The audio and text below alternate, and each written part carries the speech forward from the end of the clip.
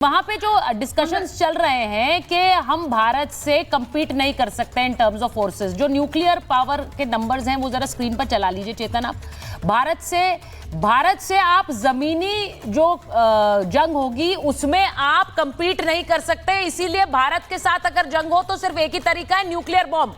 अब ये अपने आप में सोचिए कितनी बड़ी बात है। प्रेम शुक्ला जी, वहां से ये बातें कही जा रही हैं कि हम जमीनी जंग में नहीं जीत सकते हैं, तो न्यूक्लियर बम तैयार रखिए। वो 100 ग्राम इस तरह की गीदड़ भपकी। वो 100 ग्राम वाला निकालेंगे, 250 ग्राम वाला निकालेंगे, कौन सा निकालेंगे? सर वहां पर एक पूरी जमात है सर। नहीं, और उनके जमात है जो कि मूर्खतापूर्ण बयानों के लिए एक्सपर्ट है। ना लेकिन मैं तो लेटेस्ट नहीं है। लेकिन सर लेटेस्ट आज ये है कि वो बोलते हैं अगर आप चवन्नी का अटैक करेंगे तो हम अठन्नी का करेंगे।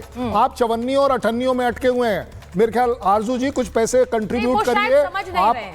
आप जितने पत्रकार हैं उन सबके जो अकाउंट फ्रीज हुए हैं उसमें से चवन्नियां और अठन्नियां निकालकर इनको दे दीजिए। नहीं, बात जरूरत है। सबसे बड़ी बात है हमारे लिए ये फ्रिवलस नहीं है और ना ही हमारे लिए मजाक का मुद्दा है। yes. हमारे लिए बहुत गंभीर मुद्दा है और इसीलिए मैं बार बार कहती हूं इनके लिए जिस स्तर पे बात करना चाहे, जिस निम्न स्तर तक ये गिरना चाहे, ये तो गिर ही चुके हैं, उससे ज्यादा क्या होगा। और अब मैं सिर्फ ये पूछ रही हूं प्रेम शुक्ला जी, एक डर लोगों के मन में है, ये स्वाभाविक है क्योंकि दोनों देश न्यूक्लियर स्टेट्स हैं और वहां से तो वो धमकी, हम हमेशा रिस्पॉन्सिबल स्टेटमेंट्स देते हैं।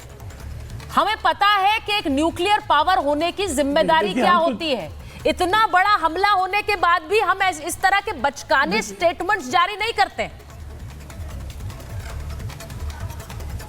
देखिए, हर किसी को बचकाने स्टेटमेंट से बचना चाहिए, लेकिन पाकिस्तान की हरकतें बचकानी है। गीदड़ से आप शेरों की तरह की दहाड़ की अपेक्षा नहीं कर सकती ना।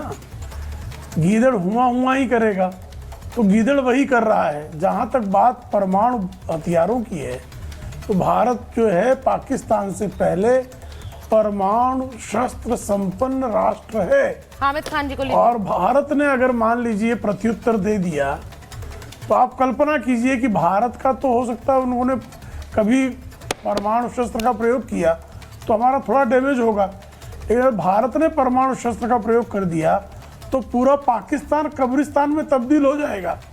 इसलिए पाकिस्तान के जो भी थोड़े बहुत जहीन लोग हैं वो अपने जो उनके हुक्मरान हैं उनको समझाने की कृपा करें कि भारत को आप चमकाइयाँ धमकाइयाँ और परमाणु बमों का जो है कृपा करके किसी प्रकार की धमकी देने की गलती ना करें, क्योंकि भारत ने अब नो फर्स्ट यूज वाली पॉलिसीज भी उससे भी किनारा कर लिया है। हमको अगर आवश्यकता पड़ गई तो हम किसी भी स्तर तक जा सकते हैं। तो कृपा करके संप्रभु भारत के अभी जो हम कर रहे हैं, प्रेम शुक्ला जी मैं जरा चुनौती देने की गलती ना करें। और आरजू को भी दिखा दूं जो हो रहा है इस वक्त। भारत से आज 191 पाकिस्तानी वाघा बॉर्डर से वापस गए। तो तस्वीरें भी दिखाइए जरा, क्योंकि पाकिस्तान से आज 287 भारतीय भी भारत वापस आए। 2 दिन में 229 पाकिस्तानी भारत से गए हैं। अब आज गृह मंत्री ने एक बैठक की थी अलग अलग सीएम्स के साथ और कहा कि आपके इलाकों में जितने भी पाकिस्तानी हैं उन्हें चिन्हित करिए, उन्हें वापस भेजिए। तो ये तस्वीरें भी वाघा से आई हैं, अटारी से आई हैं और यहाँ वापस भेजा गया है। हम बड़ा क्लियर है, जो कहा है उसको अमल में लाना है। पाकिस्तानियों को देश से बाहर करिए, ये क्लियर कर दिया गया। जो राजनयिक संबंध है उन्हें किस तरह से खत्म करना है उसको भी, उस पर भी अमली जामा पहनाया जा रहा है और कैसे वो वाटर ट्रीटी जिसे अभी रोका गया है उस पर काम करने के लिए भी एक बैठक हो रही है। मैं एक चीज सीधी ये बात पूछना चाह रही हूं आरजू, क्योंकि यहां पर लगातार एक बार जीडी बख्शी सर के पास जाएंगे। जीडी बख्शी सर, ये जो बार बार कहा जा रहा है न्यूक्लियर बॉम्ब है हमारे पास, न्यूक्लियर बॉम्ब, हम इन्हें जमीनी लड़ाई में हरा नहीं सकते हैं, तो न्यूक्लियर बॉम्ब की सर कितने इर्रिस्पॉन्सिबल हाथों में न्यूक्लियर बॉम्ब है इसका भी एहसास होता है।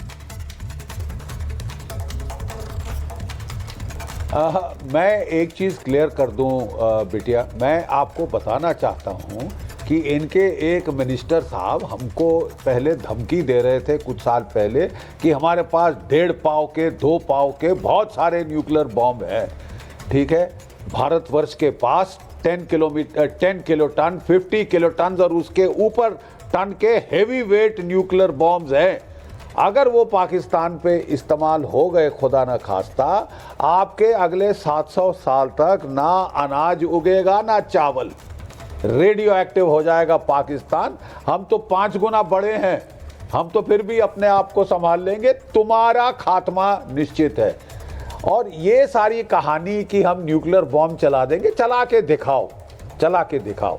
मैं आपको कह रहा हूं कि कारगिल का युद्ध 3 महीने चला था।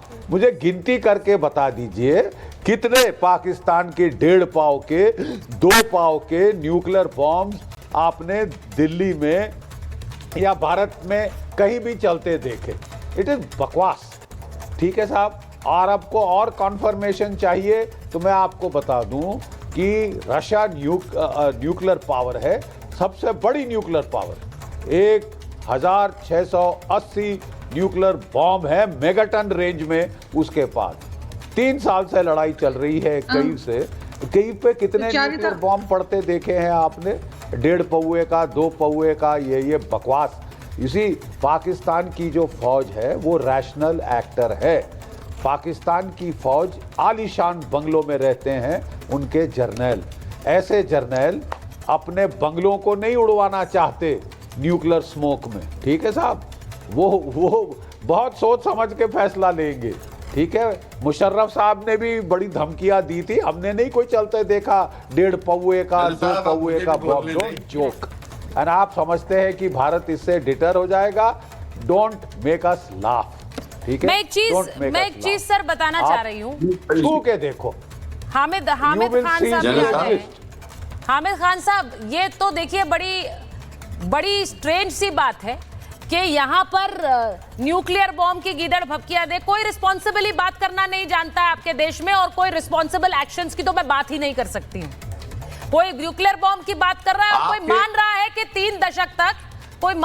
3 दशक से हम आतंकवाद को पालते रहे। ये आपके देश के रक्षा मंत्री हैं। अच्छा, जी। अब मैं बताता हूँ, आप पिछले 2 दिन से जिस तरह जनरल जीडी बख्शी साहब गला फाड़ फाड़ के कह रहे हैं कि आज हमला हो जाएगा, कल हो जाएगा, हमें तो मजाक लग रहा है, जैसे आप अपना बॉलीवुड की फिल्म चलाना चाह रहे हैं। हकीकत तो ये है कि आपके अंदर इतनी जुर्रत ही नहीं है कि पाकिस्तान की तरफ आंख भी उठा के देख सके। आपको पता है कि आपको बड़ी मार पड़ेगी हमसे। अच्छा सपना है, हंस रहे हैं, बहुत बढ़िया सपना है। आपको बड़ी, वो आप पर हंस रहे हैं। जनरल साहब अब आप सुन लें जरा मेरी बात। वो हंस रहे हैं, सुन नहीं रहे हैं, वो हंस रहे हैं। बात सुनिए, अगली बात सुनिए। परमाणु बम की जो हम धमकी देते हैं वो इसलिए नहीं है कि हमने आपको डराना है, हम सिर्फ आप दुनिया को बताना चाहते हैं कि मोदी का पागलपन जो है वो दुनिया को क्या कॉस्ट करेगा। मोदी का जो पागलपन है, जो झूठ है, जो फॉल्स फ्लैग है, उसकी वजह से पूरी दुनिया खतरे में आएगी।